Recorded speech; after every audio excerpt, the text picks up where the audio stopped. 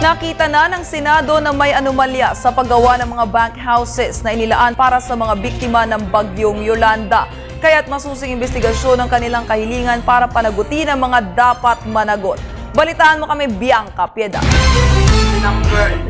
Dininig ng Senate Committee on Public Works ang kontrobersyal na pagpapatayo ng bunk houses para sa mga nasalanta ng bagyong Yolanda sa ilang bahagi ng Visayas.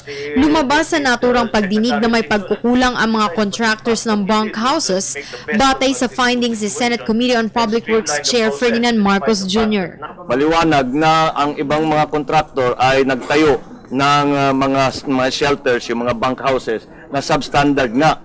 At meron din mga dahilan dito dahil minamadali sila at nangangailangan ng mga tao. Kaya are acceptable reasons naman? Well, hindi nga.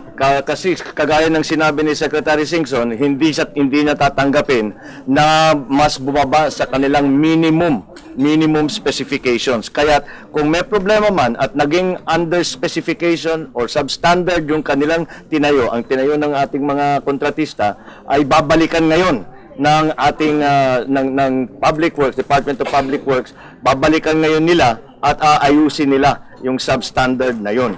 Ngayon, sa question ng overpricing, kagaya nga ng ibinalita sa atin ni Secretary Singson, hindi pa nila binabayaran ang mga kontratista. Hindi pa nila binabayaran ang kontraktor.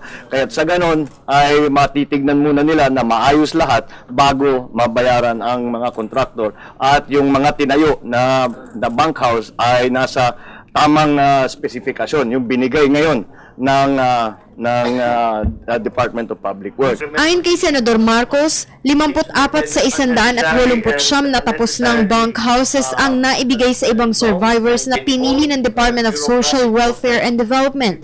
Ngunit pinuna naman ni Marcos ang komplikadong requirements na hinihingi ng DSW ang mga benepisyaryo nito. Napakahaba naman, napakarami ng requirement.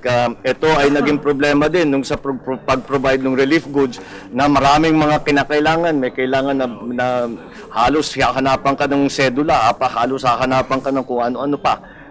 But this is the kind of bureaucratic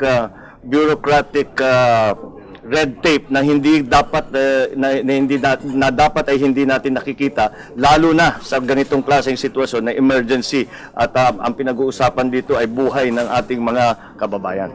Samantala, aminado man si DPWH Secretary Singson na substandard ang mga naitayong bunk houses. Inilinaw nito na hindi overpriced ang mga ito dahil nakatipid pa nga aniya ang gobyerno. Sa presentasyon ni Singson, 939,000 pesos ang orihinal na presyo kada unit ng bunk houses, pero dahil tinanggal nilang overhead margin na nagkakahalaga ng 123,000 pesos, bumaba ito sa 836,000 pesos na lamang bawat unit. Tiniyak naman ng kalihim na babalikan nila at aayusin ang bunk houses na mapapatunayang mas mababa sa kanilang minimum structural requirement. Meron kasing minimum requirements para hindi liparin yung bubong na yan. Meron kang dapat susundan. No? Ganon.